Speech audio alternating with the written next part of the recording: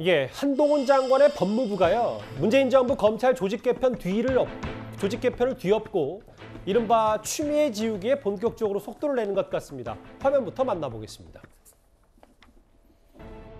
우리 남부지검에 정권범죄 합수단을 폐지를 했죠. 네. 일각에서는 옵티머스 라임을 겨냥해서 의도적으로 폐지한 것이 아니냐. 아무리 생각해봐도 그걸 폐지해야 할 공익적인 목적을 저는 발견할 수가 없습니다.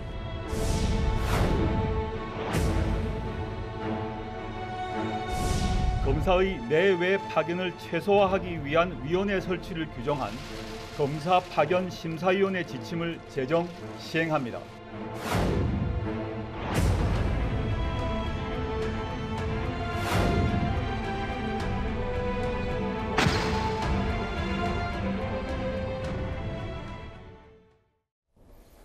윤석열 정부 취임도 이제 한 달이 돼가고 법무부도 좀 더 속도를 내는 것 같아요. 이도원 의원님. 네.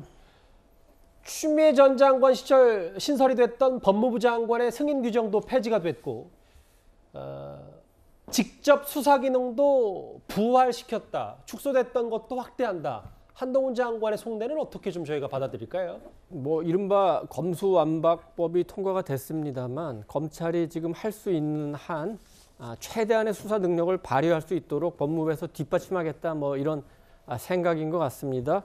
일단 그 형사사건 공표 금지 문제라든지 포토라인 문제 이런 이제 그 정책적인 변화도 있지만 지금 그 한동훈 법무부 장관이 구성하는 거는 각 지역의 그 검찰청이 지역 특성에 맞게 최대한 수사 능력을 발휘하도록 하겠다.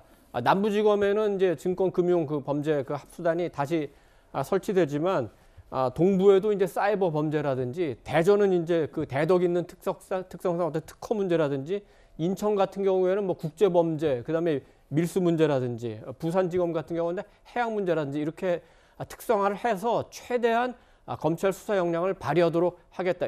일단 일부 수사권은 9월 또는 이제 12월에 마감되지만 부패 경제는 계속 수사를 할 수 있으니까 대통령령을 통해서 가급적 적극적으로 수사를 하고 그 수사를 통해서 국민의 그 평가를 받게 된다면 이 검수완박법에 대한 변화가 올 수도 있다. 이런 그림을 그리고 있는 것 같습니다. 그러니까 이도원 의원님 말씀은 이게 뭐 단순히 조국 전 장관, 추미애 전 장관 지우기 차원이 아니라 뭐 검찰의 직접 수사 기능을 부활시키는 건 뭐 정상화시키는 가동이다 이렇게 평가하시는군요. 그렇죠. 그 조국 추미애 이제 장관 두 분이 하신 거는 어떤 수사의 어떤 테크닉적인 측면이고 좀 더 넓게 봐서 수사의 범위라든지 이런 거는 이제 검수완박법에서 그 규정을 했는데 이 문제가 지금 이제 헌법재판소로 갈 가능성도 있고 또 여론도 굉장히 조금 흔들리고 있는 상황이기 때문에 검찰이 어떤 수사 능력을 보이고 어떤 성과를 내느냐에 따라서 국민의 평가가 달라지고 여론이 형성된다면은 아무리 이제 입법권을 제1당이 민주당이 갖고 있다 하더라도 여론을 거스르기 어렵고 그렇다면 검수완박법에도 어떤 변화가 올 수 있다. 이런 고려도 할 수 있다고 봅니다. 전담수사부까지 직제 개편을 통해서 부활시킬 예정입니다. 그런데요, 반면 검수완박 입법에 선봉에 섰던 민주당 최강 의원이 검사의 월급을 삭감하자는 취지의 법안을 준비 중인 것으로 전해지고 있습니다. 직전 검찰총장과 그 수하의 검사들이 보였던 행동들이 과연 공익을 지키기 위해서 한 것이었는지 그 집단의 사익을 위해서 한 것인지 공직자의 직위를 이용해서 사익을 보호하고 지키려는 시도를 했던 사실이 이미 행정법원의 판결을 통해서 일부가 밝혀진 바도 있고 그 본질은 어디 가도 변하지 않습니다. 뒤늦게 알려진 어제 한 언론 보도를 통해서 알려진 건데 뭐 이른바 그래서 검월완박 검사의 월급을 완전 박탈하는 거 아니냐 뭐 이런 얘기까지 우스갯소리로 나오더라고요. 검사의 경우에는 보수에 관한 사항이 별도의 법률에 따라 정하도록 돼 있어. 형평성 어긋난다. 뭐 좀 말은 어려운데 결국 좀 월급을 삭감하자는 취지의 법안이다. 뭐 이렇게 해석이 나와요. 그렇죠. 본인은 이제 검사 출신 아니에요. 이분은 이제 그 법무관 시험 해가지고 이제 법무관에 오래 근무하다가 변호사를 하신 이런 이제 그 의원님인데, 근데 문제는 지금 검사 보수가 전부 이게 법관에 준한다 이렇게 돼 있습니다.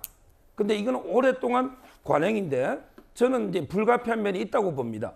뭐냐면 이제 그 옛날에 사법연수원을 수료하면요, 보통 이게 판사, 검사 이렇게 지원해서 자기가 정하지 않습니까? 근데 옛날에는 검사 연수원 성적이 아주 우수한 사람이 검사도 많이 갔어요. 지금은 이게 대략적으로 보면 우수한 분이 판사로 많이 가고, 그 다음에 이제 조금 밑에가 검사라고 하고, 그리고 이제 성적이 안 되면 변호사로 바로 나오고, 뭐 이런 이제 경우인데, 저는 우수한 인재를 유치하려면 같은 사법연수원인데 검사가 판사보다 대우가 아주 낮으면, 그러면 이게 누가 우수한 사람이 다 판사로 가지 누가 검사로 오겠습니까? 이런 게 저는 조직 때문에 불가피한 면이 있은 게 하나가 역사적 배경이 있고요. 그리고 이제 검사의 지위를 자꾸 신분 보장을 법관에 준해서 하는 게 뭐가 문제라고 하지만 예. 검사는 저는 준사법기관이 맞다고 봐요. 알겠습니다. 예. 결국 이게 공소와 재판은 한 바뀌고 인권을 보호하는 공익의 대변자가 검찰입니다. 따라서 저는 최강욱 의원이 이렇게까지 검찰을 월급까지 뭐 다 문제 삼는, 이거는 이게 너무 지나친 개인적인, 지금 이게 의원직 상실형의 항소심이 난 상태잖아요. 개인적인 이게 검찰에 대한 감정이 아닌가, 저는 그래 봅니다. 그러니까 이승훈 변호사님, 뭐 최강욱 의원이 어떤 생각을 갖고 취지는 뭐 글쎄요, 뭐 취지에 대해서도 어떤 부분이 공감하고 안 할 수도 있겠습니다만, 다름 아닌 또 최 의원이 이걸 발의했다면 이 부분에 대해서는 또 진정성 논란도 또 있을 수 있겠고요. 어떻게 받아들이십니까? 뭐 개인적으로 봤을 때는 최강욱 의원이 검찰에 의해서 자신이 이제 피해를 봤다라고 하는 인식이 좀 강한 것 같고요. 검찰 보수에 관한 이제 법률이 있어서 검사 같은 경우는 행정기관의 공무직과 달리 법관과 마찬가지로 1급 최고 호봉을 받는 거거든요. 그렇기 때문에 이런 것들이 형평성에 어긋나지 않느냐, 사법기관이 아닌데 왜 검사만 이렇게 특별 대우를 하느냐, 이런 측면에 이제 주장을 하는 것으로 보여지고요. 예. 우리가 이제 알아둬야 될 것은 검찰 수사권을 완전히 박탈했다, 검수완박이 아니라 실제 수사권과 기소권을 분리해서 경찰이 수사권을 잘 행사하고 검찰이 기소권을 잘 행사해서 범죄자를 잘 잡을 수 있느냐, 이런 측면에서 해야 되는 것이지, 수사권 기소권 분리의 문제는 결국에 수사를 잘하고 기소를 잘하느냐의 문제로 판단해야 된다.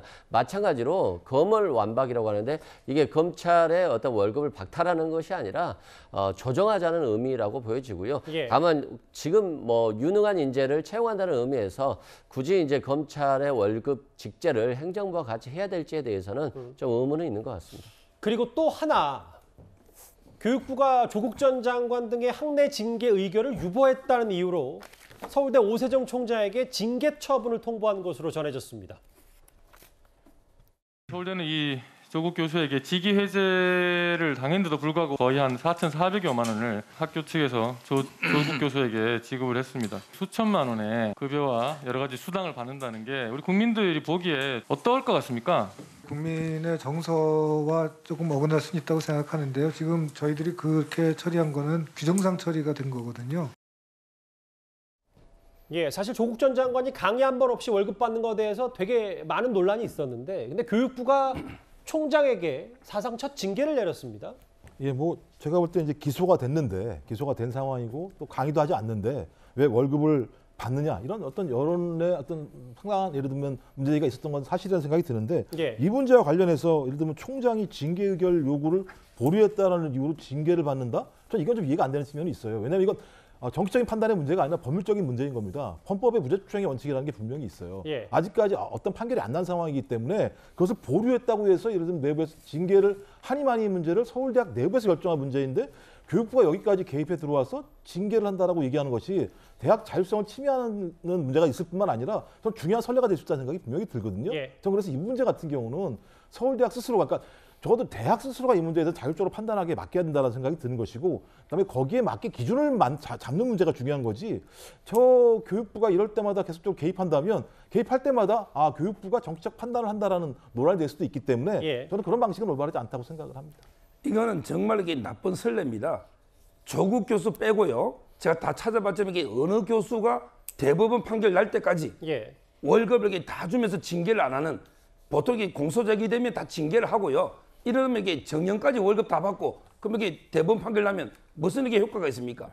아주 저는 서울대의 직무유기라 봅니다. 예, 알겠습니다. 전현직 법무부 장관과 관련된 여러 이슈들 저희가 하나로 한번 모아서 얘기를 한번 해봤습니다. 이번 주제는 여기까지고요.